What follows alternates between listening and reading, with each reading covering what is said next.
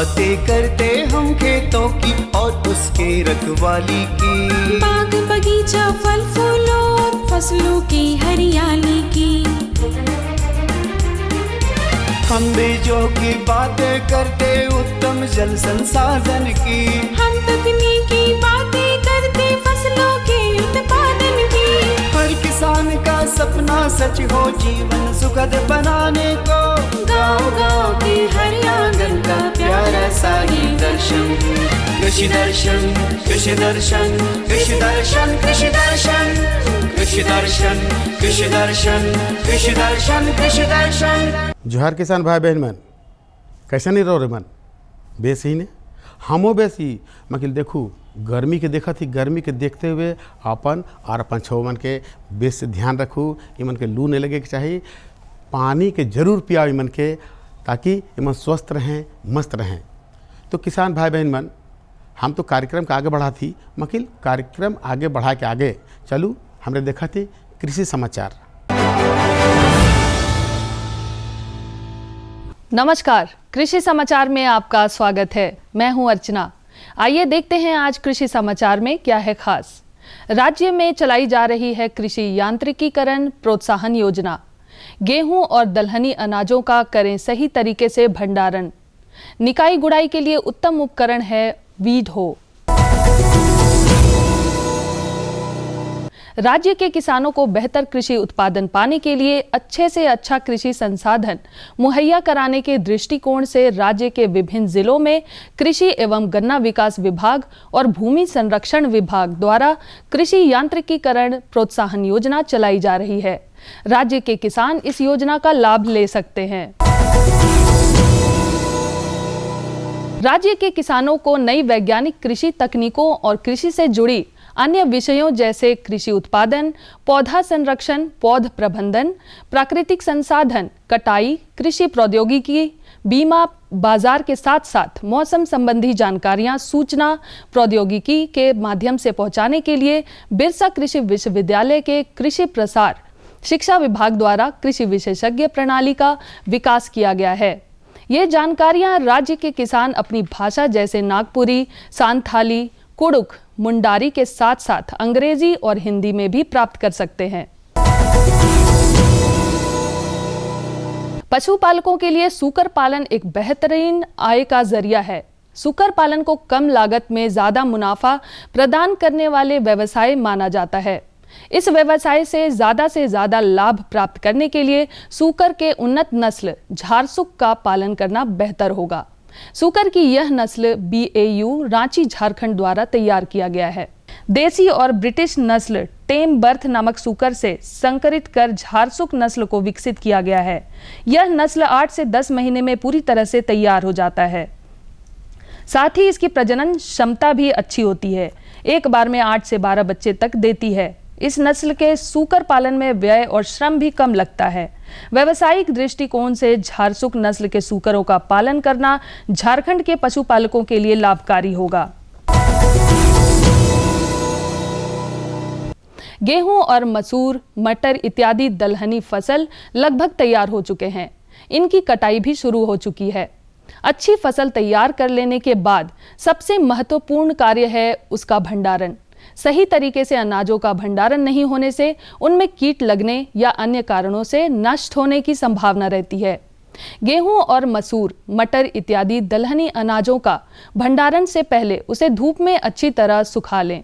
जिस बोरे में अनाज रखना हो उसे गर्म पानी में या मेलाथियान दवा के घोल में अच्छी तरह भिगोकर सुखा लें। भंडार गृह को अच्छी तरह साफ सुथरा कर मेलाथियान के घोल का छिड़काव दीवारों पर कर दें तथा अनाज के बोरियों को फर्श से 20 से 25 सेंटीमीटर की ऊंचाई पर लकड़ी के तख्ते पर रखें। इस प्रकार अनाजों का भंडारण कर अनाजों को लंबे समय तक सुरक्षित रखा जा सकता है। निकाई गुड़ाई के लिए वैसे तो अनेकों उपकरण उपलब्ध हैं, परंतु वीड हो एक ऐसा उपकरण है जो वैसे घासों को भी जड़ समेत उखाड़ने में सक्षम है जिसकी जड़ें जमीन में गहरी जाती हैं। बहुत प्रकार के अनावश्यक खरपतवार ऐसे होते हैं जो हाथों या साधारण कृषि यंत्रों द्वारा पूरी तरह से जमीन से बाहर नहीं आ पाते, क्योंकि इनकी जड़ें जमीन में काफी अंदर तक जमी होती है। ऐसे में पूरी तरह से इनका नियंत्रण भी नहीं हो पाता है। इस प्रकार के घासों के नियंत्रण के लिए ये वीड हो नामक उपकरण बहुत ही उपयोगी है। वीड हो ऐसे घासों को पूरी तरह से उखाड़ने में सक्षम है। इस उपकरण को प्राप्त करने के लिए कृषक बिरसा कृषि विश्वविद्यालय से संपर्क कर सकते हैं।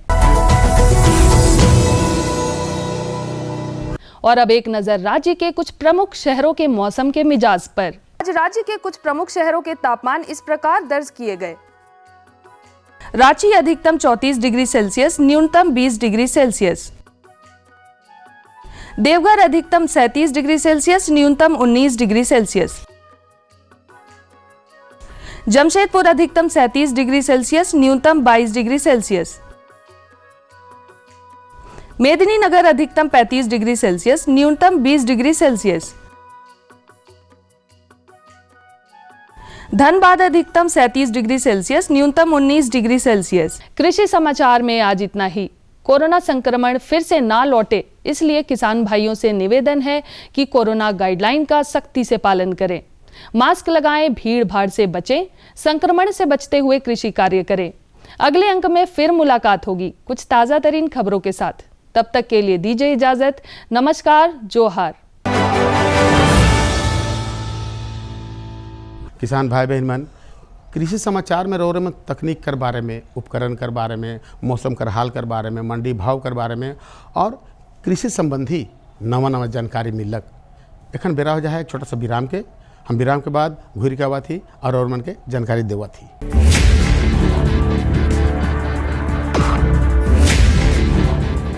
भोजन, जल और शुद्ध वातावरण हमारे जीवन का मुख्य आधार है और कृषि इसका मूल स्तंभ। पिछले 60 वर्षों में विज्ञान आधारित कृषि का व्यापक प्रसार हुआ है। साथ ही कृत्रिम संसाधनों के बढ़ते प्रयोग से कृषि की सतत क्षमता पर चिंताएं बढ़ी हैं। प्रधानमंत्री श्री नरेंद्र मोदी जी के दूरदर्शी नेतृत्व के अंतर्गत रसायन मुक्त जैविक खेती एक महत्वपूर्ण प्रयास है। रसायन मुक्त जैविक खेती को बढ़ावा देने के लिए 5 वर्ष पूर्व सरकार ने परंपरागत कृषि विकास योजना तथा उत्तर पूर्व भारत में जैविक मूल्य श्रृंखला योजनाएं आरंभ की।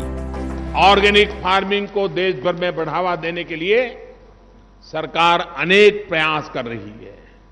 इसके लिए परंपरागत कृषि विकास योजना के तहत काम किया जा रहा है। न सिर्फ ऑर्गेनिक फार्मिंग को बल दिया जा रहा है, बल्कि उसके लिए वैल्यू एडिशन और मार्केट की व्यवस्था भी की जा रही है। भारत सरकार एवं किसानों के सम्मिलित प्रयासों से आज देश के लगभग 36 लाख किसान 38 लाख हेक्टेयर क्षेत्र में जैविक खेती कर रहे हैं।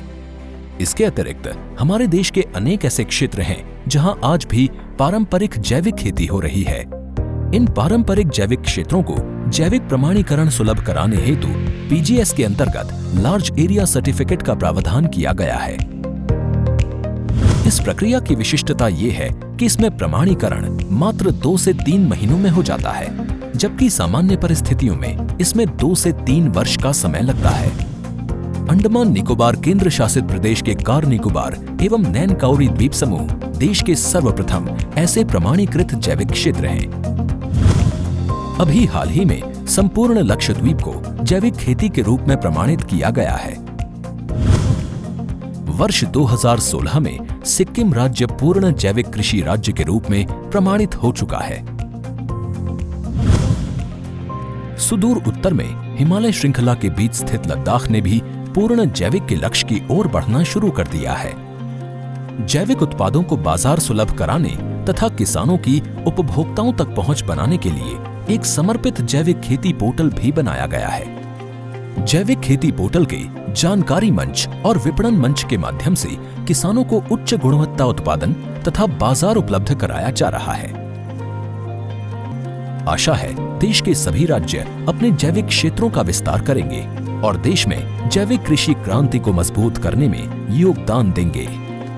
जैविक उत्पादों की देश और विदेशों में बढ़ती मांग तथा जैविक उत्पादों का बढ़ता बाजार, किसानों की उपभोक्ताओं तक पहुंच तथा जैविक एफपीओ द्वारा जैविक कृषि व्यापार में भागीदारी हमारे किसानों को अपनी आय बढ़ाने का अवसर दे रहा है। पिछले 5 वर्षों में जैविक कृषि उत्पादों का निर्यात दोगुने से अधिक बढ़कर 7,000 करोड़ रुपए से अधिक का हो गया है और इसमें प्रतिवर्ष 20% से अधिक की वृद्धि हो रही है। उम्मीद है पारंपरिक क्षेत्र के किसान भी इस बढ़ते बाजार से लाभान्वित होंगे और जैविक कृषि आंदोलन को आगे बढ़ाएंगे। किसानों की मुस्कान समृद्ध हिंदुस्तान की है पहचान।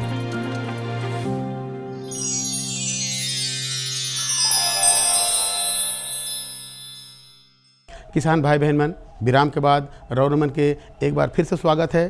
तो चलू अपन कार्यक्रम के आगे बढ़ाती जानकारी की ओर। किसान भाई बहन मन, हम बार बार दोहरा थी कि गर्मी के देखा थी। अब गर्मी कर मौसम में मशरूम कर वैज्ञानिक उत्पादन कैसे हुएला एकर बारे में जानकारी है ने। तो जे मन मशरूम कर खेती करे ना, वो मन के जानना बहुत ज़रूरी है कि गर्मी के मौसम में मशरूम कर खेती वैज्ञानिक तरीका से कैसे करल जाए। तो अगर जानकारी चाहिए तो हमारे रौरेमन के सीधे फीचर कर माध्यम से जानकारी दिवा थी, ताकि रौरेमन बेस से समझू और इकर में का उपाय करके है इकर बारे में जानकारी मिली। मशरूम उत्पादन प्रणाली के अंतर्गत किसान बटन मशरूम को दिसंबर से फरवरी के बीच बेच सकते हैं, जबकि ऑयस्टर को अक्टूबर से अप्रैल के प्रथम पखवाड़े के मध्य में, जबकि दूधिया मशरूम की बिक्री अप्रैल के दूसरे पखवाड़े से मध्य अक्टूबर तक की जा सकती है। दूधिया और ऑयस्टर मशरूम गेहूं के भूसे पर उगाए जाते हैं। भूसे का उपचार गर्म पानी या रसायनों द्वारा करके 60 से 65% नमी पर बिजाई की जाती है। इनको उगने में 20 से 25 दिन का समय लगता है और उत्पादन 30 से 35 दिन के बाद प्रारंभ हो जाता है, जो कि अगले 40 से 45 दिनों तक जारी रहता है। आज हम आए हुए हैं आईसीआर के प्लांटू में, जहां हमारे साथ हैं वरीय विशेषज्ञ अजीत कुमार झा जी, जिनसे हम बातें करेंगे और जानेंगे गर्मी के मौसम में मशरूम की खेती और उसके उत्पादन के बारे में। बहुत बहुत स्वागत है सर आपका। किसान भाइयों का भी हमारा स्वागत है। नमस्कार जोहार। सर, वैज्ञानिक तरीके से सर किस तरीके से गर्मी के मौसम में मशरूम की खेती कर सकते हैं सर? जैसा कि सभी किसान भाई आप लोग जानते हैं कि मशरूम का अलग अलग प्रजाति है, जो कि अलग अलग सीजन में अलग अलग मौसम में तापमान के हिसाब से उसका हम अलग अलग खेती कर सकते हैं। जहाँ तक गर्मी की बात है तो गर्मी में आप जान रहे हैं कि अभी बहुत अधिक तापमान है और इसमें सबसे उपयुक्त मशरूम जो कि झारखंड में कुछ इलाके में पहले से भी हो रहा है और इसकी खेती तेज़ी से बढ़ रहा है, उसमें सबसे अच्छा है दूधिया मशरूम, जिसको कि हम मिल्की मशरूम भी कहते हैं। मिल्की मशरूम की खेती करना बहुत आसान है किसान भाई। इसके लिए जो है सो आपको तापमान चाहिए, रूम का, कमरे का तापमान 25 से लेकर के 37 डिग्री के बीच का तापमान रहने पर आप इसकी खेती आसानी से कर सकते हैं। गर्मी के मौसम में जैसा कि हम सब जानते हैं कि मिल्की या दूधिया मशरूम की खेती आसानी से की जा सकती है। अगर आप भी व्यावसायिक रूप से इसकी खेती करते हैं और अच्छी कमाई भी चाहते हैं तो इसके लिए ज़रूरी है कि आपको कई सारी बातों का ध्यान रखना चाहिए।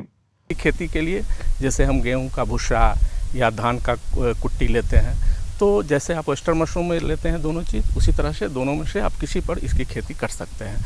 अब इसके लिए जो है सो सबसे उपयुक्त चीज़ है स्टेरिलाइजेशन। जब आप इसकी खेती करेंगे तो आप इसको स्टेरिलाइज करेंगे, तो स्टेरिलाइज करने के लिए दो विधि है। जैसे कि आप पहले से करते हैं, एक रासायनिक विधि से आप इसको कर सकते हैं स्टेरिलाइज। रासायनिक विधि में जैसा आप सभी जानते हैं कि अगर हम 100 लीटर पानी एक ड्रम में या टैंक में लेते हैं तो उसमें करीब 10 से 12 केजी कुट्टी या भूसा की आवश्यकता पड़ेगी और उसमें जो है सो हमारा 100 लीटर पानी में 10 ग्राम बेबिस्टीन और 50 से 100 ml फॉर्मेलिन की आवश्यकता होगी। उसको हम रात भर टैंक में या वो जो आपका ड्रम है उसमें उस कुट्टी को फुला देते हैं और फुलाने के बाद उसको हम अगले दिन बाहर निकाल करके उसको सुखा लेते हैं। सुखाने के बाद उसमें जो है सो हमारा नमी को जांच करते हैं। नमी जो है सो उसमें 50 to 55% होना चाहिए। इसका मतलब उसको हम हाथ में कुट्टी को लेते हैं, ले करके दबाते हैं। दबाने के बाद उसमें देखते हैं कि उसमें से थोड़ा भी पानी एक्स्ट्रा बाहर नहीं निकलना चाहिए और लेकिन वो हथेली जो है आपका भींगा होना चाहिए। तो हम समझ आते हैं कि ये मशरूम बैग लगाने लायक अभी हो गया, ये जो आपका कुट्टी है वो बैग भरने लायक हो गया है। दूधिया मशरूम के उत्पादन के लिए अंधेरे कमरा, स्पॉन यानी बीज, भूसा, कुटी, पुआल, हाइड्रोमीटर, स्पैइंग मशीन, वजन नापने वाली मशीन, कुट्टी नापने वाली मशीन, इन तमाम चीज़ों की ज़रूरत पड़ती है। प्लास्टिक ड्रम और शीट, ये सब ज़रूरी है। अब बात आती है कि किस तरीके से आप खेतों की तैयारी करें तो मशरूम की इस किस्म को भूसा, पुआल, गन्ने की खोई आदि पर आसानी से उगाया जा सकता है। इसमें ध्यान देने की बात है कि आप इस तरह से उसको फैलाएंगे कि तापमान करीब 65 से लेकर के 70 डिग्री का तापमान होना चाहिए। तो आप उसको फुलाएंगे और नोट करेंगे तो आपको लगभग उतना तापमान 45 मिनट तक 1 घंटा तक करने से मिल जाएगा। उसके बाद उसी विधि से उसको भी हम बाहर में सुखाते हैं। सुखाने के बाद बैगिंग करते हैं, जैसा कि हम ऑयस्टर में करते हैं। बैगिंग में उसको 4 लेयर में बैगिंग करते हैं और जिस तरह से आप ऑयस्टर में 4 लेयर में करते हैं, मिल्की के लिए भी 4 लेयर लेते हैं। पहला लेयर आप कुट्टी का डालेंगे, फिर आप स्पॉन का डालेंगे, फिर कुट्टी का, फिर इस तरह से उसको डाल करके और ऊपर का पोर्शन जो है जैसे कि ऑयस्टर मशरूम के लिए बांधते हैं, उसको बांधना नहीं है, ऊपर थोड़ा सा ढक के रख देंगे, वो उस बैग से निकल जाए। उसके बाद उसको हम जो है सो कमरे में, जहाँ की आपको बताया कि तापमान 25 से लेकर के 37 डिग्री तक का तापमान हो, वहाँ पर हम उसको 15 से 20 दिन के लिए छोड़ देते हैं। 15 से 20 दिन तक छोड़ने के बाद उसमें आप देखेंगे उजला कलर का पूरा माइसीलियल ग्रोथ जो है जैसे दूसरे मशरूम में होता है, मिल्की मशरूम में भी उसी तरह से पूरा फैल जाएगा। उसके बाद इसमें एक सबसे इम्पोर्टेंट चीज़ है जो कि मिट्टी का आवरण ऊपर देते हैं। मिट्टी का आवरण जिसको कि हम केसिंग कहते हैं। 16 सेंटीमीटर चौड़ा और 20 सेंटीमीटर ऊंचा पीपी बैग में पहले उपचारित भूसा डाल लें। बीज डालने के बाद उसे उपचारित भूसा से ढक दें। यह प्रक्रिया पूरी करने के बाद आप पीपी बैग को बांधकर अंधेरे कमरे में रख सकते हैं। यानी कि यहाँ पर ध्यान ये रखना होगा कि 2 से 3 सप्ताह तक तापमान 28 से 38 डिग्री रहे और 80 से 90% नमी बनाए रखें। ऐसे कि बाद में स्टॉक थोड़ा बड़ा सा निकलेगा और आप उसको तोड़ लेंगे। जहाँ तक सावधानी की बात है तो इसमें आपको सबसे मुख्य चीज़ है बीज। अगर आप मिल्की मशरूम के लिए आपको अच्छा क्वालिटी का बीज लेना है, अच्छे संस्था से बीज लेना है। दूसरा, जिस रूम में आप रखते हैं वो रूम अच्छी तरह से स्टेलाइज कर लेना है। कहने का मतलब है कि आप जैसे जिसमें आपको बैग रखना है उस रूम में थोड़ा फॉर्मेलिन से बढ़िया से रूम को 2 से 3 दिन तक धो करके छोड़ देना है, ताकि उसमें कोई कीड़ा का अंडा या कोई दूसरा फफूंद हो तो वो मर जाए। तीसरा चीज़ सबसे इम्पोर्टेंट है कि आप जो स्टेलाइजेशन कर रहे हैं उसको ठीक ढंग से करना है। या आप केमिकल विधि से करें, चाहे गर्म पानी के द्वारा करें, लेकिन वो अच्छी तरह से स्टेलाइज होना चाहिए। और आप जब बीज लगाते हैं उस प्रक्रिया में बीज लगाने से पहले अपने हाथ को भी स्पिरिट से पोंछ के धो करके और तब बैगिंग करना चाहिए। दूसरा है कि आप बाहर से कभी भी फल को तोड़ने के लिए या किसी काम के लिए आप बाहर से आते हैं तो पैर को अच्छी तरह से पानी से धो लेना चाहिए, हाथ में स्प्रिट लगा लेना चाहिए, तब उस बैग को छूना चाहिए, नहीं तो दूसरे बीमारी आने का चांस रहता है। तो चलू अपन कार्यक्रम के आगे बढ़ा थी दूसरी जानकारी की ओर। दूसरी जानकारी जो है समेकित कृषि प्रणाली से लाभ। ये तो बहुत सुंदर बात है, बहुत ज़रूरी है और बहुत किसान भाई बहन करत हैं। कहे का मतलब है कि देखो रौरीमन समेकित कृषि प्रणाली का अपना थी तो कर में बकरी पालन, मुर्गी पालन, मछली पालन, बकत पालन, फूल फुलवारी, खेती बाड़ी, साग सब्जी सब होला। और जो कठिन कम जगह ज़मीन है, कम संसाधन है, वही कर से लाभ ले सकेला।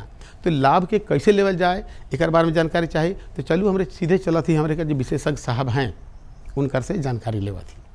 समेकित कृषि प्रणाली वस्तुतः इसमें जो किसानों के पास जितने भी संसाधन कृषि एवं उसी अनुषंगी इकाइयाँ हैं उनका समुचित उपयोग करने का जो तरीका होगा, प्रणाली होगा, यही है समेकित कृषि प्रणाली। इसमें किसानों के पास जो भी साधन होता है, खेत है, बागान है या तालाब है, जो भी है उसका एक चीज़ का जो अपशिष्ट होगा वो दूसरे के लिए वो जो है सो इनपुट का काम करता है। इस तरह से जो भी किसानों के खेत पर जो भी उपलब्ध संसाधन हैं उन्हीं को रोटेट करके हम लोग पूरे जो कृषि प्रणाली को चलाते हैं, खेती के तौर तरीके को चलाते हैं, यही है समेकित कृषि प्रणाली। अच्छा डॉक्टर साहब, समेकित कृषि प्रणाली क्या हर परिस्थिति में कर सकते हैं? हाँ, समेकित कृषि प्रणाली हर परिस्थिति में कर सकते हैं। किसानों के यहाँ जहाँ जो भी संसाधन, इसीलिए मैं पहले बोला कि जो संसाधन है, संसाधन किसी किसान के पास हो सकता है कि माने केवल टाड़ खेत हो, तो टाड़ खेत के हिसाब से ही उनकी कृषि प्रणाली होगी। किसी के पास टाड़ भी है, दोन भी है, उसके हिसाब से उनकी कृषि प्रणाली होगी। किसी के यहाँ टाण है, दोन है, तालाब है, तो इन तीनों अवयवों का उपयोग जब हम करेंगे तो उनके लिए वो कृषि प्रणाली होगी। इसके लिए हमारे राज्य के एकमात्र कृषि विश्वविद्यालय बिरसा कृषि विश्वविद्यालय में ICAR और वर्ल्ड बैंक के सौजन्य से एक प्रोजेक्ट चल रहा है, नाहेप राष्ट्रीय उच्चतर कृषि शिक्षा परियोजना। इसके अंतर्गत देखिए हमारा झारखंड का जो जलवायु के आधार पर सब जोन के रूप में 3 भागों में बांटा गया है, 4, 5 और 6 जो सब जोन हैं विभिन्न, उनमें 4, 5, 6 हमारे झारखंड पड़ता है। उसमें से 4 नंबर जो है ये आपको उत्तरी झारखंड का एरिया, जिसमें कि साहेबगंज से लेकर के और बोकारो गिरिडीह तक का एरिया पड़ता है। इसमें से 4 जिले दुमका, साहेबगंज, गिरिडीह और बोकारो में ये परियोजना बिरसा कृषि विश्वविद्यालय के द्वारा चलाई जा रही है। और इसमें बिरसा कृषि विश्वविद्यालय इस परियोजना के अंतर्गत जो यहाँ के परिस्थिति में जो विभिन्न किसानों के परिस्थिति है उसके मुताबिक जो कृषि प्रणाली समेकित प्रणाली हो सकती है उसकी संभावना को टटोलना और उनके लिए समेकित कृषि प्रणाली विकसित करना, यही इस परियोजना के अंतर्गत कार्य चल रहा है। आज कृषि प्रणाली की आवश्यकता क्यों पड़ी सर? समेकित कृषि प्रणाली इसलिए आज के तारीख में ज़्यादा कारगर और माने प्रमुख विषय बन चुका है। उसका कारण ये है कि देखिए दिन प्रतिदिन जलवायु में परिवर्तन हो रहा है, और ये भी देखा जा रहा है कि जो हमारे यहाँ 60-70 के दशक से जो अब जो अकार्बनिक खेती चालू हो गई थी, इनऑर्गेनिक फार्मिंग चालू हो गई थी, जिसमें कि रासायनिक खाद और रासायनिक दवाओं का प्रयोग हो रहा था, जिसका कि हमारे सामाजिक व्यवस्था में स्वास्थ्य पर प्रतिकूल असर पड़ रहा है। इसको देखते हुए अब यह निर्णय लिया गया है सरकारी स्तर पर भी और विभिन्न समाजसेवी संस्थाओं के भी स्तर पर कि हम लोगों को वापस जो है सो प्राकृतिक खेती या कार्बनिक खेती की ओर मुड़ना होगा। ऐसे कंडीशन में जो हमारे संसाधन हैं, जैसे कि खेत से सूखा घास फूस है या पत्ते हैं या पानी है, जो भी है वो चीज़ को हम लोग यहीं पर रिसाइकल करके यूज करें और इस तरह से अपने खेती को आगे लेकर के जाएं। इसलिए आज के तारीख में इसकी बहुत ज़्यादा आवश्यकता आन पड़ी है। पर्यावरण पर इसका क्या प्रभाव पड़ रहा है? पर्यावरण पर समेकित कृषि प्रणाली का अच्छा प्रभाव आरंभ हो चुका है, जहाँ पर ये किया जा रहा है। जैसे कि हम किसान पहले क्या करते थे कि रासायनिक खाद के चक्कर में जो इनके यहाँ जो पराली वगैरह होता था या कूड़ा कचरा होता था उसको जला दिया जाता था, लेकिन इस प्रणाली के अंतर्गत अब उनको उसको जलाना नहीं है बल्कि उन्हीं को सड़ा गला कर वो खाद के रूप में यूज करना है। इसमें जो खेती कर रहे हैं उसका जो अपशिष्ट होगा, भूसा वगैरह होगा, उसको भी खाद में परिणत करना है। जानवर रखें तो जानवर का जो ये होगा गोबर वगैरह होगा, उससे वो वर्मी कंपोस्ट वगैरह तैयार किया जाएगा। जो छोटे जानवर होंगे उनका जो मल मूत्र होगा उससे अगर तालाब हम लोग बना करके उसमें अगर मछली पालन करें, बतख का पालन करें तो उनका वो भोजन बनता है और इस तरह से वो भी चीज़ वहाँ पर यूज होता आता है और यूज हो करके वो उससे ये क्या बोलते हैं जो खेत पर जो संसाधन है उसका जब यूज हो रहा है तो जो जलने से या अन्य रूप में जो हम बर्बाद करते थे, जो कि जलवायु के साथ बड़ा खिलवाड़ था, वो आज के डेट में बंद हो चला है। इसलिए इसका जलवायु पर भी बहुत अच्छा प्रभाव पड़ रहा है। भाई सर, समेकित कृषि प्रणाली अपनाना चाहते हैं जी, उनको किन किन बातों का ध्यान रखना?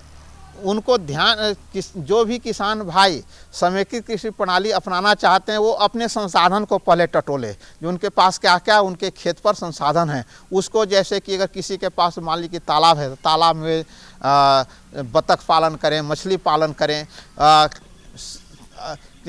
मुर्गी किनारे में मुर्गी पालन कर सकते हैं, जानवर गाय बैल रख सकते हैं। कोई अगर सुअर पालन करना चाहे तो सुअर पालन कर सकते हैं, जिसका कि आज बहुत ज़्यादा मीट का डिमांड भी बढ़ चला है।